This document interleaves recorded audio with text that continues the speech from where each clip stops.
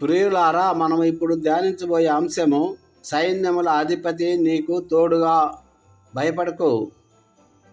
ప్రియమైన దేవుని బిడ్డలారా, జీవితంలో అలుపులేని పోరాటాలు, ఆందోళనలు, భయాలు ఎదురైనప్పుడు మనము ఎవరిని ఆశ్రయించాలి? మనుషులు మనల్ని ఒంటరిగా వదిలేయవచ్చు, స్నేహితులు దూరం కావచ్చు, కానీ ఒక్కడున్నాడు, ఎన్నటికీ నిన్ను వదలనివాడు, చెయ్యి విడవనివాడు. ఆయనే మన దేవుడు. హల్లెలూయా.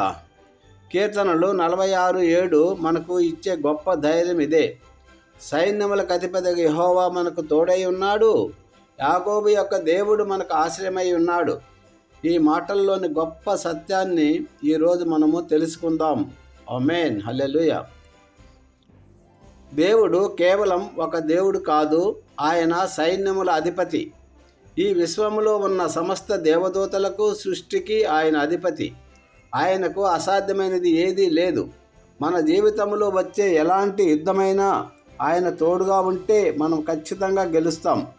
దావీదు గొలియాతుతో పోరాడినప్పుడు అతని దగ్గర ఏమీ లేదు, కత్తి లేదు, డాలు లేదు. కానీ అతని ధైర్యం ఏమిటంటే, సైన్యములకు అధిపతి యెహోవా నా పక్షమున ఉన్నాడు. 1 సమూయేలు 17:45-47. దావీదు ఆ శక్తివంతమైన గొలియాతును ఓడించాడు. ఎందుకంటే సైన్యములకు అధిపతి అతనికి తోడుగా ఉన్నాడు కనుక. మీకు తోడుగా ఉన్న దేవుడు మీ శత్రువుల కంటే గొప్పవాడు. హల్లెలూయా చెప్పండి. హల్లెలూయా. ఒక చిన్న ఉపమానం. ఒక చిన్న గ్రామం మీద దొంగలు దాడి చేయాలని చూశారు. ఆ గ్రామంలో ఉన్న ప్రజలంతా బలహీనులు. కానీ ఆ గ్రామం మధ్యలో ఒక పెద్ద పటిష్టమైన కోట ఉంది. ఆ కోట గోడలు చాలా ఎత్తుగా బలంగా ఉన్నాయి. దొంగలు ఆ కోటలోకి ప్రవేశించలేరు. గ్రామస్తులంతా ఆ కోటలోకి వెళ్ళి తలదాచుకున్నారు. హల్లెలూయా. మన జీవితంలో దేవుడు ఆ బలమైన కోటే, ఆశ్రయం. బయట ఎన్ని శోధనలు, సమస్యలు, భయాలు ఉన్నా మనం దేవుని ఆశ్రయించినప్పుడు ఆయన రెక్కల చాటున మనం సురక్షితంగా ఉంటాం. ఆయన మనకు అభయం ఇచ్చేటటువంటి ఆశ్రయం. యాకోబు దేవుడు మనకు ఆశ్రయం. ఈ వాక్యంలో యాకోబు యొక్క దేవుడు అని చెప్పడం చాలా ముఖ్యం.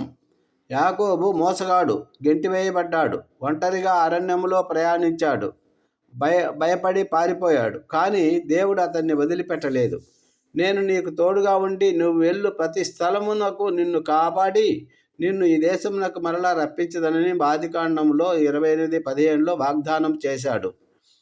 యాకోబును ఆదుకున్న దేవుడు, బలహీనుడైన భయపడిన యాకోబును ఇజ్రాయేలుగా మార్చిన దేవుడు మనకు కూడా ఆశ్రయమై ఉంటాడు. మీరు ఎలాంటి పరిస్థితిలో ఉన్నా ఆయన మిమ్మల్ని ఎన్నటికీ వదిలిపెట్టడు. మిత్రమా, ఈ వాక్యాన్ని మీరు ప్రతిరోజు జ్ఞాపకం చేసుకోండి. మీ జీవితంలో ఎవరు తోడు లేకపోయినా, ఎలాంటి పరిస్థితి మిమ్మల్ని భయపెట్టినా, సైన్యములకు అధిపతి యెహోవా మీకు తోడుగా ఉన్నాడు. యాకోబు దేవుడు మీకు ఆశ్రయమై ఉన్నాడు. ఈ సత్యాన్ని నమ్మండి మిత్రమా.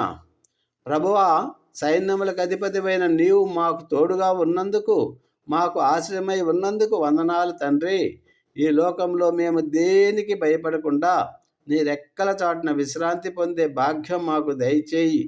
నీకే స్తుతి, ఘనత, మహిమ, ప్రభావాలు చెల్లిస్తే యేసు నామమున వేడుకుంటున్నాము తండ్రి. ఆమేన్.